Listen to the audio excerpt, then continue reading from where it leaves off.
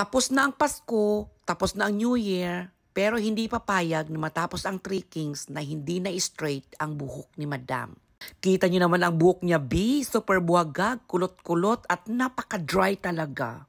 Lagi daw ito kasing nakaipit kasi ayaw ng amo niya na nakikita ang buhok niya na nakawayway kapag nasa loob siya ng bahay. Ewan ko nga ba, bakit may mga amo na ganun? Pero ngayon, palaban na si Madam. Kailangan na daw mariban ang kanyang hair kasi hindi niya alam kung ilang taon nang hindi naririban ang kanyang hair. Ako nga pala si Junjun. Ang tawag nila sa akin, Mr. Riban Singapore. Tara B, samahan niyo ako. Iriban na natin si Madam.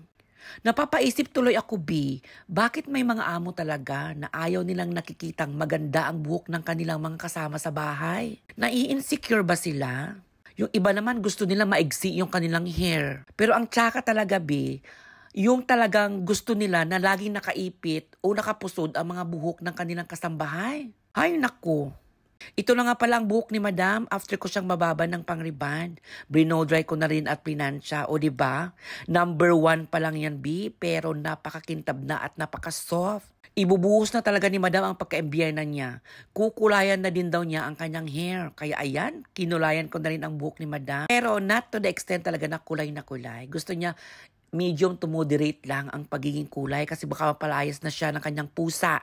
Yes, B, hindi niya inaalala ang kanyang amo, kundi ang kanyang pusa. Baka daw kasi mamaya kalmutin na siya ng alaga niyang pusa at hindi na makilala dahil nagbago na ang kanyang aura. After ko nga siya mababala ng kulay, binalawan ko na siya at binabad ko na rin sa Brazilian treatment.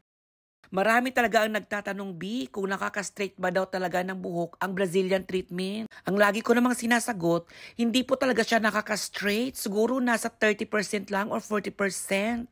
Nagbibigay lang talaga siya ng moisture sa mga hair. Lalong-lalo na sa mga daot na buhok. Bonggang-bongga ang Brazilian treatment. Ito na nga ang final result sa buhok ni Madam. Super glossy, super soft, super kintab at higit sa lahat, maiimbyer na ang kanyang amo. Char! Ikaw ba naman ang mabiyayaan ng buhok na pangkomersya?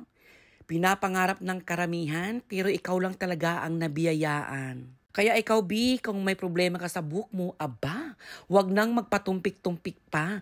Wag kang mag-do it yourself kasi mas lalong nasisira ang buhok. I-WhatsApp nyo na si Mr. Riban Singapore sa 8207-5311. Tara na, B, magpa-appointment na.